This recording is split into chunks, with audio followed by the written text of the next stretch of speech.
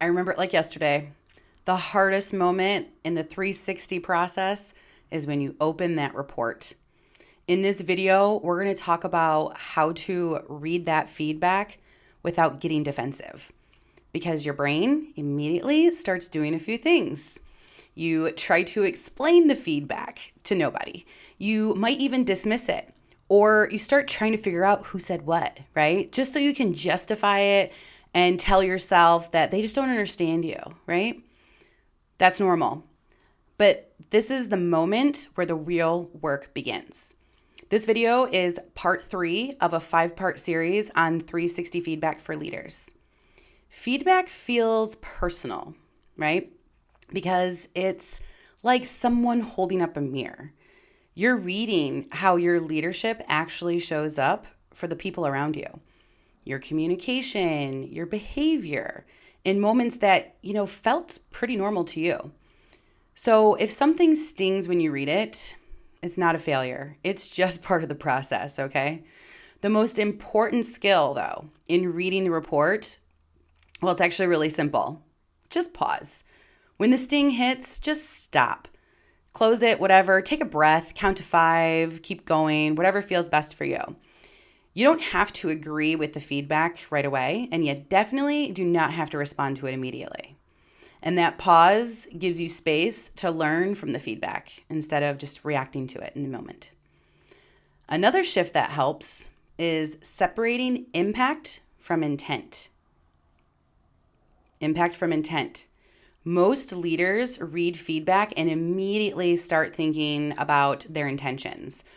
Why you did this way, what you meant by it, what the context was. But the feedback isn't really about your intention, unfortunately. It's about how you landed, and that distinction changes everything. Next, when you get the feedback, get curious and assume goodwill. Most people who are providing you feedback are not trying to hurt you. They're sharing how they experienced working with you. So instead of asking, why would someone say that? Try asking, what might have led someone to interpret me that way? That simple shift turns feedback from something threatening into something useful.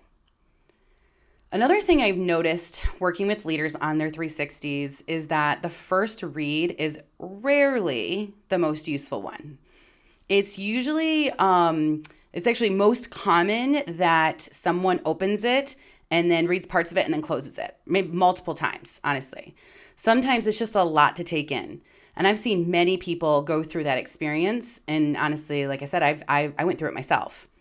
That's why I'm telling you, the first read is not the time to build an action plan. And it's probably not the second time that you read it either. The first time, you're usually just feeling it, hearing it, right? The second time, you start reflecting. And eventually, you can step back and look for the patterns.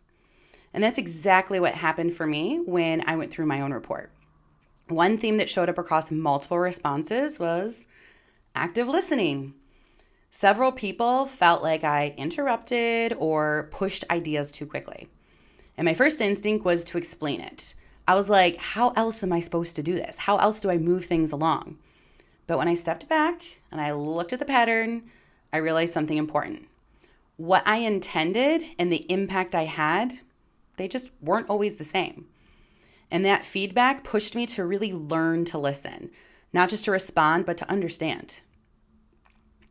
Lastly, remember that while feedback can be uncomfortable and not fun, it is one of the fastest ways to grow as a leader.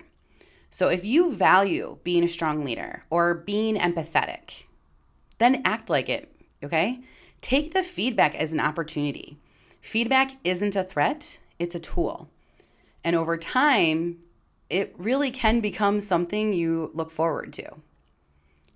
So in the next video in this series, we'll talk about how to turn the insights from your 360 into real actionable behavior change. Because feedback only matters if it changes how you lead. Now, if you're preparing for a 360 or thinking about using one with your team, I do this work all the time. I would be happy to support you. Please do feel free to reach out. And if this series is helpful, please do subscribe for more leadership insights just like this.